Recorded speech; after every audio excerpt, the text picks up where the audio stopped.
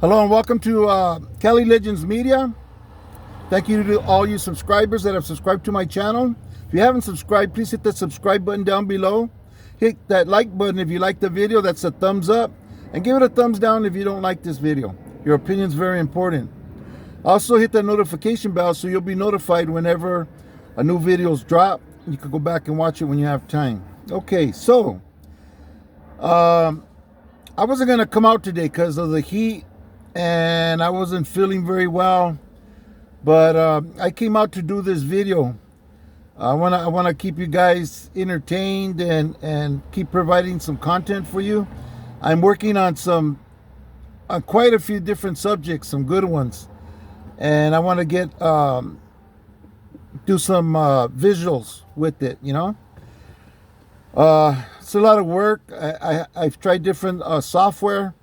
And I could do everything except get it downloaded to YouTube. I'm working on it. Please be patient. It's coming. Okay, so today's video is going to be about something that some people are going to remember. Some people won't know what I'm talking about, depending on if they've ever gone to LA County Jail or not. But there's a big difference about how they're processing the inmates now and how they processed them back in the days, okay? Huge difference. So I'm not going to point out the differences. I'm just going to tell you first the process from back in the days, and then I'll go back and explain about the last time I was processed through there. Okay? So back in the days, if you get arrested, you'd get taken to a substation. From the substation, you'd get taken to court. And then from court, if you weren't going to get released, you'd get taken to the LA County Jail. Or you may get taken to the Glass House, the Oak County Jail, or CJ, okay? The Twin Towers, I don't even think were built back then. But in any case, once you got there to the county jail, you'd be placed in a tank, in a bullpen, right? And guys from different courts would be put in there, right? And you had a JRC. It was a card with your information on there. And of course, you'd go through a quick process where they used to fingerprint you.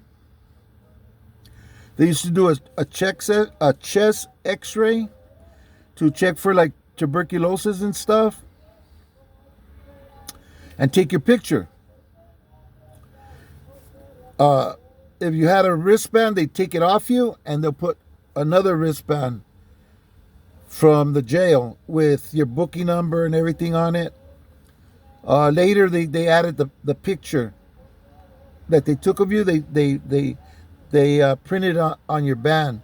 So not only did they have your name, if they wanted to make sure if you had the right band on, they could look at the band and see if that was your picture. Because there was a few escapes where the men were switching bands, and you'd be able to get out.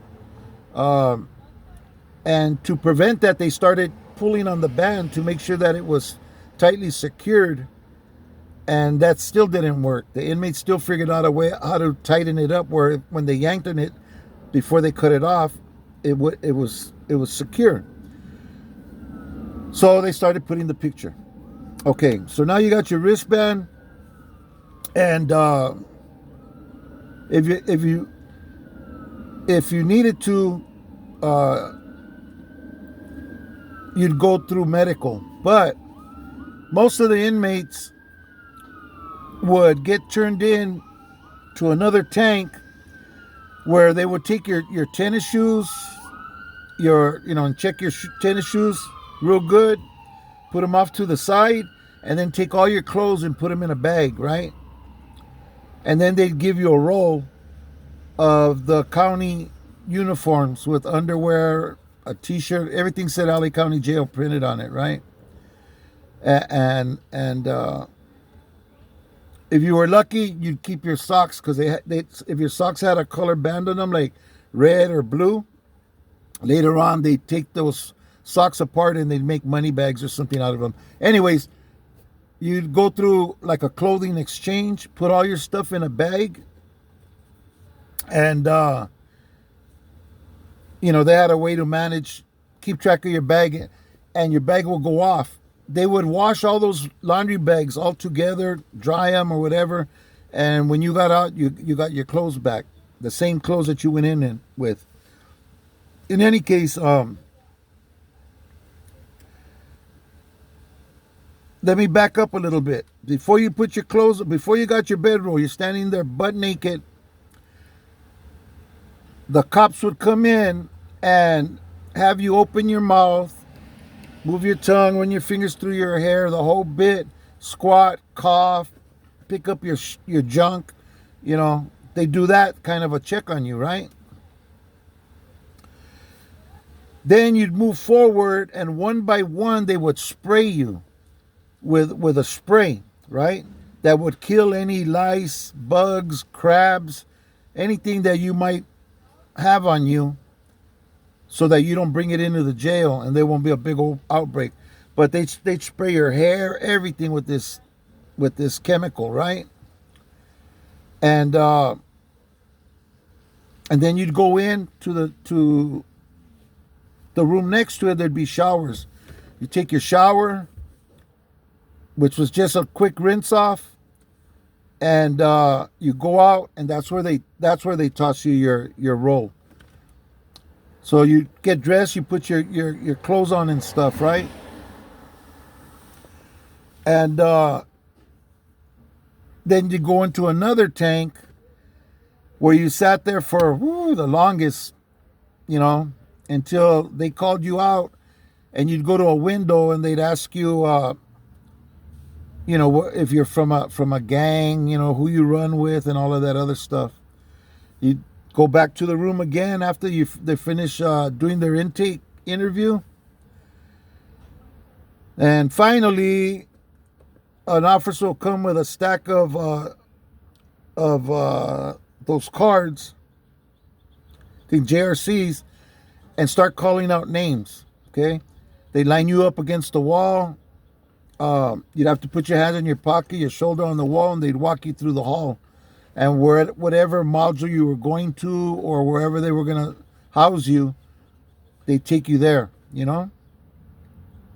And that's pretty much it. Big difference from the last time that I went in. The last time I went in, I think it was about, it's probably a few years more, but I'm going to just say 5 years ago. I got picked up on a gang raid. They raided my house, and they took me for ex-con with a firearm, right? So when they took me barefooted in my boxers and a muscle t-shirt. I was asleep. I was in bed. So all I had on was my boxers and a muscle t-shirt, and that's how they took me. They walked me out handcuffed and took me in the cop car, took me to 3rd Street. I told them there in 3rd Street that I took medication. And they seen the way I was walking, because without being handcuffed, I walk, but I don't walk very well. But being handcuffed, I really have trouble walking, and they knew I was going to have trouble, getting moved around and stuff, and I was going to need that medication. I told them I'm going to need that medication. It's for the heart, it's for strokes, it was for high blood pressure, serious stuff. And in any case, what I thought they were going to do was take me out and take me to the hospital, because that's what they would usually do. But they didn't. They took me straight to the county jail, and they took me to a tank where there was other guys dressed in street clothes. But I had already had like a jumper on that they gave me at 3rd Street, And I think I had those little like China shoes, the black ones with the plastic bottoms already. And they kind of like kept me to the side because these guys, they had their street clothes still. Anyways, I only stood there like 20 minutes. It was really fast, and they called me. I came out. I walked down to where the X-ray machine was, and basically, they took all my clothes from me, except my boxers. Right. The only thing was mine was my boxers and my T-shirt. So I took off my muscle T-shirt. And I told one of the inmates he could have it. When I tossed it down, the uniforms from 3rd Street, I threw my T-shirt there, and I told him, hey, homie, I told him like on the side so the cops won't peep game, so for he could take it, right, so he could have it. Anyways, they put me through this X-ray machine, right, and when I came out and walked out, they already had a picture because they were asking me about the metal parts that I had inside me. They were like, "Damn, man, you got all kinds of shit in you," and they were asking me questions and stuff. But they gave me my roll of clothes right there. Okay, no squat and cough, no spraying you with no crap, no chemical or nothing. All that checking your mouth and your hair and all that, no, nothing. You just go through that machine, and that tells them everything that they want to know as far as if you're bringing anything into the jail, right? So you get your bedroll, your not your bedroll, your clothes, roll of clothes, and tell you to get dressed. So I got dressed, I put everything on, and from there they took me straight to their medical, right? To talk to the medical people. They ask you if you drink, if you're on drugs, because people who drink, they get these things called the DTs, where they hallucinate and stuff. People have died, alcoholics have died from being arrested, and not being treated and taken care of. It's very serious. Also, people who are kicking heavy narcotics have died, so they're also treated very different. They're given medication and stuff now, not like back in the days. Back in the days, you just had to go through it. Anyways, so I'm sitting there, and I was tripping because there was a lot of guys in these green like gowns, like they tell me they don't have nothing else underneath. All they're given are these gowns, and these guys are usually they're either on suicide watch, or they're coming from the mental ward, right? So they put them in these big, thick like gowns, almost you could say, And there was a gang of them all sitting like in the middle, and they're all handcuffed to the chair. They're not loose. They can't walk around or nothing, And they're supervised. There's somebody watching right there, watching them constantly.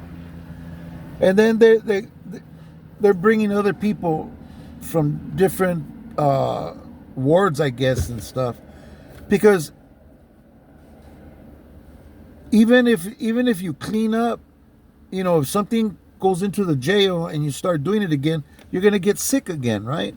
And there was people who were sick, I don't know how long they had been there, but they were sick. So they had to come back down to medical and let them know that they're kicking something, so that they could be given some type of medication, right? So there was people throwing their guts out and all malias and everything. Yeah, it was wild. It was wild. And some of those people in those green type of jumpsuits, one of them had defecated on himself sitting there, number one and number two, and another one was like telling them hurry the F up, and this is why I want to just kill myself, because you guys take long for everything, and you don't know who you're playing with, and he's going through this big old drama. He's making a big old scene, and there's other people all around. If you know what's up and you look around, you compete game. You know what people are up to. And while I was doing that, I noticed a camarada of mine from the neighborhood walking with two other trustees. He had like some lime green jumpsuits on.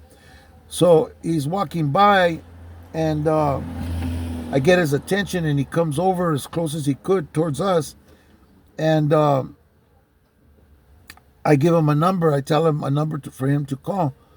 And I told him, and if he forgets the number, that to call his old lady, and who's my homegirl, and tell her to get in touch with so-and-so, and that I'm arrested, and to bail me out, because nobody knows I'm there. You know what I'm saying? They came for me in the middle of the night, and my lady was at her mom's house taking care of her, and my old lady didn't find out till the next day when she went home and found the house all tossed up, and the landlady told him what happened, right? But anyway, so I don't have no money to call nobody when I do get to a dorm, or wherever they're going to take me. But at least I know that I sent word, that was almost a for sure thing, letting homeboy know to get in touch with my homegirl, or try to call my homeboy and tell him to bail me out, right? So I had a little hope of getting bailed out, right? Anyways, they call me. The medical guy calls me. I go up there. He asks me, what medical conditions I have, what medication I'm taking. He asked me about, my physical issues and stuff. What surgeries have I had, and long story short, he sends me back to go wait. They call my name little while, really fast. Doesn't take like hours like it did before. And they gave me like a little cup with my blood pressure pill, all the pills, the medications that I take, plus they gave me some other ones because I was on pain management. And I told them the medication I was taking for the pain management. So they couldn't give me that, but they gave me their substitute, So I take all the medicine, I drink it down. Maybe another 20 minutes, they called me. And they take me to my pod. The part of the jail they took me to wasn't. I thought I was gonna go to the gang module, but they took me to where there were pods, like kind of like Supermax. They're like big dorms with bars in the front. Anyways, so they take me over to the pod, and where they put me, there was a lot of guys with like gunshot wounds, dog bites, everybody in there had some type of thing going on with them, medically. So that's where they put me. And that was the process. Very quick, very efficient. None of that squatting and coughing and lift up your foot and wiggle your toes and you run your hand through none of that. No looking in your mouth with a flashlight. No spraying you while you're butt naked with no chemicals. No shower. It was everything just real quick. When I got to the module, then I got in line for a shower, and I was able to shower. Would usually take you almost a whole 24 hours. Took a couple of hours, man, and I already had a bed, So I don't know if it was always like that. I don't know if it's changed since the last time I've been in there, but that's how it was when I went in this last time, and that's how it was back in the days. The first description that I gave. Anyways, I just wanted to do a video for you guys, so you guys had something to look at and think about, and we had something to talk about in the comments. I hope you enjoy this little trip. It's a trip that you don't want to make in reality, you know, because if you're making that trip, you know it's all bad. You know at the end of that trip is something bad waiting for you. Thank God I got bailed out that night. I was asleep. I heard the door go open. I woke up to see if somebody was coming in. There was 2 sheriffs, and they called my name and says, "Roll up your stuff. You're getting bailed out." So yeah, I just had time to shower.